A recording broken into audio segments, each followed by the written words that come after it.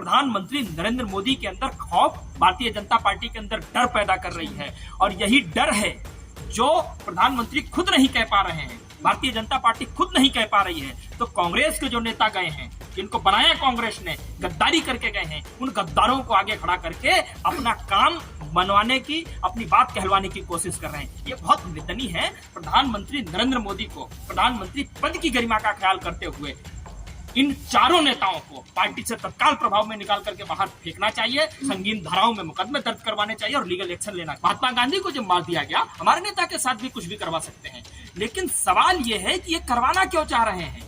क्यों राहुल गांधी की जान के पीछे हाथ धो करके पड़े हुए हैं? राहुल गांधी तो किसी से नहीं डरते।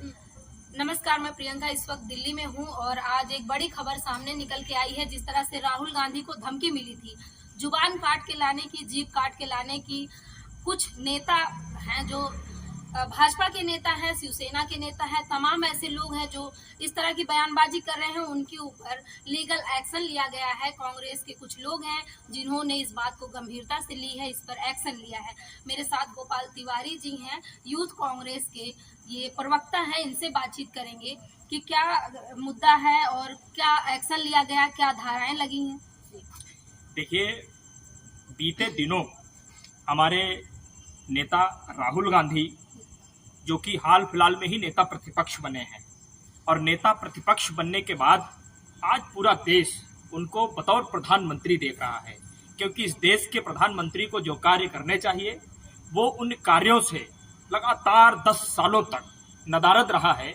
लेकिन राहुल गांधी सदैव एक प्रधानमंत्री की ही तरह जनता से मिल रहे हैं, उनके दुख, उनके दर्द, उनकी तकलीफ, उनकी पीड़ा, उनके मुद्दों को सुन रहे हैं, समझ रहे हैं, और न केवल समझ रहे हैं बल्कि सदन में भी उठाने का काम कर रहे हैं ताकि उनकी समस्याओं का निराकरण किया जा सके। लेकिन रवनीत बिट्टू, जो भाजपा के केंद्रीय राज्य मंत्री, रेल राज्य मंत्री हैं, उन्होंने राहुल गांधी को जान से मारने की जिस तरीके की धमकी दी, उसके बाद में संजय गायकवाड़, जो कि भाजपा के सहयोगी दल सिंधे गुट के एक एमएलए हैं, उन्होंने जीभ काटने पर 11 लाख रुपए का इनाम रखा कि राहुल गांधी की जीभ काट करके लाओ। उसके बाद में तरविंदर मारवाह, जो बीजेपी के लीडर हैं दिल्ली में, उन्होंने कहा कि जो तेरी दादी का हाल होया वही हम तेरा हाल करेंगे। उसके बाद में उत्तर प्रदेश के इनके एक मंत्री रघुराज सिंह ने राहुल गांधी को नंबर 1 का आतंकवादी कहा। तमाम ये बयानात जो चल रहे हैं, ये बयानात किसी सामान्य आदमी के लिए नहीं चल रहे हैं और न सामान्य तरीके से चल रहे हैं, ये नेता प्रतिपक्ष के लिए कहे जा रहे हैं। और इन बयानों पर सैकड़ों एफआईआर कांग्रेस की तरफ से दर्ज हो गई हैं। आज भारतीय युवा कांग्रेस का जो लीगल सेल है, रूपेश भदौरिया जी जो लीगल सेल के चेयरमैन हैं, उनके नेतृत्व में आज पूरी लीगल सेल की टीम, तमाम यूथ कांग्रेस के कार्यकर्ता गए थे। तुगलक रोड पुलिस स्टेशन में उन्होंने एफआईआर दर्ज करवाई हैं, तमाम संगीन धाराएं लगवाई हैं। लेकिन अनेक एफआईआर दर्ज हो जाने के बाद, और यहां तक कि सिर्फ एफआईआर ही दर्ज नहीं हुई, कांग्रेस के राष्ट्रीय अध्यक्ष, राज्यसभा में नेता प्रतिपक्ष, उन्होंने एक पत्र प्रधानमंत्री को भेजा। वो पत्र प्रतिक्रिया के लिए जेपी नड्डा, जो कि राष्ट्रीय अध्यक्ष हैं भारतीय जनता पार्टी के, उनके पास भेजा गया। उन्होंने जिस तरीके की प्रतिक्रिया उस पर दी वो बहुत ही बचकानी है, सतही प्रतिक्रिया है। उसकी जितनी निंदा की जाए, और निंदा सिर्फ कांग्रेस के लोग नहीं कर रहे हैं, पूरा देश की जनता आज उसकी निंदा कर रही है, कोई भी एक्शन नहीं हुआ। ये तो रही एक पक्ष की बात। दूसरा पक्ष जो है, जो बहुत भयावह है और बहुत निंदनीय है, बहुत चिंतनीय है, और वो पक्ष ये है कि प्रधानमंत्री बिल्कुल मौन है, चुप है। ये बयान जो दिए गए हैं जान से मारने के, आपको याद दिला दूं, महात्मा गांधी को जान से मारने से पहले इसी तरीके की शाब्दिक हिंसा की गई थी, धमकियां दी गई थी, शारीरिक हिंसा की गई थी, और अंत में महात्मा गांधी को मार दिया गया। ये वही पैटर्न सेट किया जा रहा है। ये रवनीत बिट्टू, ये संजय गायकवाड़, और ये रघुराज सिंह, ये तरविंदर ये सब मुखौटे हैं।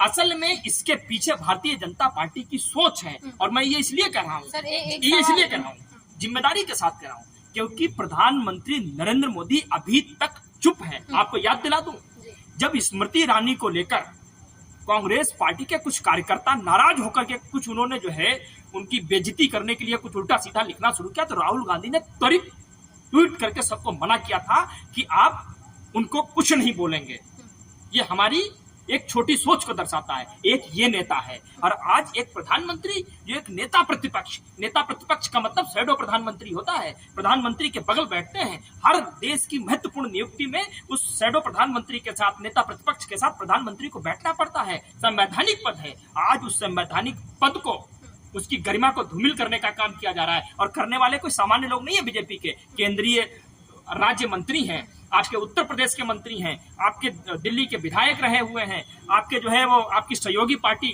सिंधे गुट के एमएलए हैं। ये लोग जब इस तरीके की बयानात करते हैं और आप चुप रहते हैं, तो आपकी ये चुप्पी पूरा देश देख रहा है। इसकी जितनी भी निंदा की जाए उतनी निंदा कम है। तो क्या सर राहुल गांधी को जान से मारने की जिस तरह से धमकी आ रही है, तो क्या उनकी जान को लगातार खतरा बढ़ रहा है? बिल्कुल है, हम सब चिंता में हैं, और उसी चिंता को लेकर के हम जो है पूरे देश भर में हमने अलग अलग प्रदर्शन किए हैं, अलग अलग थानों में एफआईआर दर्ज कराई है।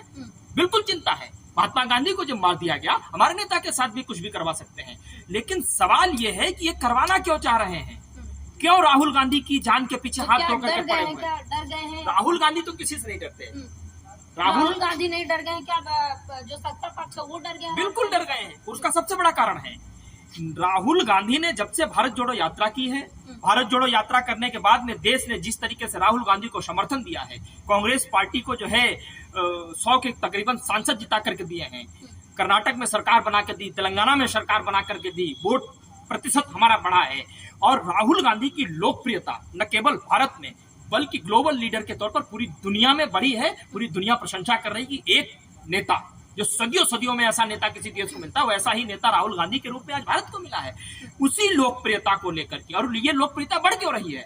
ये लोकप्रियता इसलिए बढ़ रही है क्योंकि राहुल गांधी आज इस देश के 70% से ज्यादा लोग, SC, ST, आदिवासी, माइनॉरिटी, दलित, शोषित, पिछड़े, जनरल कास्ट के गरीब लोग, इनकी सबकी आवाज को उठाकर, इनके मुद्दों को उठाकर इनको सबके बराबर लाना चाहते हैं, इनके हक और अधिकार को दिलाना चाहते हैं, लड़ना चाहते हैं और लड़ रहे हैं। इसीलिए वो जगह जगह जाकर के कभी मोची से मिलते हैं, कभी लोको पायलट से मिलते हैं, कभी रेडी पटरी वालों से मिलते हैं, कभी कोचिंग के स्टूडेंट से मिलते हैं, कभी सड़क के किनारे जो रेडी पटरी लगाते हैं उनसे, तमाम लोगों से मिलते हैं, और मिलकर के चीजों को समझ करके वो सदन में जब उठाने की कोशिश कर रहे हैं, यही चीज प्रधानमंत्री नरेंद्र मोदी के अंदर खौफ, भारतीय जनता पार्टी के अंदर डर पैदा कर रही है। और यही डर है जो प्रधानमंत्री खुद नहीं कह पा रहे हैं, भारतीय जनता पार्टी खुद नहीं कह पा रही है, तो कांग्रेस के जो नेता गए हैं, जिनको बनाया कांग्रेस ने, गद्दारी करके गए हैं, उन गद्दारों को आगे खड़ा करके अपना काम बनवाने की, अपनी बात कहलवाने की कोशिश कर रहे हैं। ये बहुत निंदनीय है। प्रधानमंत्री नरेंद्र मोदी को प्रधानमंत्री पद की गरिमा का ख्याल करते हुए इन चारों नेताओं को पार्टी से तत्काल प्रभाव में निकाल करके बाहर फेंकना चाहिए, संगीन धाराओं में मुकदमे दर्ज करवाने चाहिए और लीगल एक्शन लेना चाहिए। सर, इसी पे एक सवाल बनता है कि क्या ये जो धमकी देने वाले हैं, जो इस तरह की बयानबाजी कर रहे हैं, टिप्पणी कर रहे हैं राहुल गांधी के ऊपर, क्या कानून का खौफ खत्म हो गया है और ऐसे लोग सह कहां से? देखिए, कानून का खौफ इनके लिए सदैव से नहीं था, भारतीय जनता पार्टी के लिए। ये तो जब चाहते थे वो करते थे। आज ये पूर्ण बहुमत से नहीं है, बैसाखी की दम पे सरकार चला रहे हैं। प्रधानमंत्री नरेंद्र मोदी आजकल बिल्कुल मौन हैं, दिखाई नहीं दे रहे हैं, जुमला भी नहीं दे रहे हैं आजकल, देश को गुमराह भी नहीं। उनका बयान आया मैं कह रहा हूं, श्रीनगर में कह रहे हैं हर एक युवा को रोजगार देंगे। कहाँ से देंगे? वो जिस श्रीनगर में खड़े होकर के तमाम बयान दे रहे हैं, उसी श्रीनगर में, उसी जम्मू एंड कश्मीर को तो आपने 10 साल जो है चुनाव से वंचित कर दिया। वहां के जो वोटर थे उनको अपना मत डालने से आपने वंचित कर दिया, अपना विधायक, अपना प्रतिनिधि चुनने से वंचित कर दिया, और आप कह रहे हैं कि हम स्टेटहुड का दर्जा देंगे। उसी स्टेटहुड का दर्जा तो आपने छीन लिया, आप क्या देने की बात कर रहे हो? इसीलिए मैं आपको कह रहा हूं कि प्रधानमंत्री नरेंद्र मोदी ये सब कुछ जो खेल रच रहे हैं, इसके पीछे एक ही कारण है, और वो कारण है कि भारतीय राष्ट्रीय कांग्रेस आदरणीय राहुल गांधी जी के नेतृत्व में दिन दूनी रात चौगुनी तरक्की कर रही है। देश की जनता का विश्वास कांग्रेस पर, राहुल गांधी पर बढ़ रहा है। हमने लोकसभा में शानदार जीत दर्ज की, उत्तर प्रदेश से इनको बुरी तरीके से हराया हमने। इन्होंने धर्म का सहारा लिया, हिंदू मुसलमान का, सब कुछ फेल हो गया। और आज 4 स्टेट में चुनाव है। हरियाणा ये बुरी तरीके से हार रहे हैं, झारखंड बुरी तरीके से हार रहे हैं, महाराष्ट्र में इनका सोफड़ा साफ होने जा रहा है, और जम्मू एंड कश्मीर में अलायंस में कांग्रेस सरकार बनाने जा रही है। ये तमाम चीजें इनके अंदर डर और खौफ पैदा कर रही हैं। यही खौफ जो है, जो प्रधानमंत्री स्वयं न व्यक्त करके अन्य टुटपुंजिया नेताओं से जो है व्यक्त करवाने का काम कर रहे हैं, जिसकी हमारी पूरी पार्टी और कांग्रेस पार्टी का एक एक कार्यकर्ता भर्त्सना करता है और निंदा करता है। तो आपने देखा गोपाल तिवारी जी का कहना है कि प्रधानमंत्री की चुप्पी सीधा बताती है कि कहीं ना कहीं भारतीय जनता पार्टी को राहुल गांधी से डर सता रहा है। जिस तरह की धमकियां मिल रही हैं, जब से राहुल गांधी अमेरिका से वापस आए हैं, जब से ये बयान वायरल हुआ है, आरक्षण का मामला था, उसके बाद से लगातार ऐसी धमकियां राहुल गांधी को लगातार मिल रही हैं। इसके खिलाफ लीगल एक्शन भी लिया गया है। इस खबर पे आपकी क्या राय है, हमें कमेंट बॉक्स में अपनी प्रतिक्रिया जरूर दीजिएगा। धन्यवाद।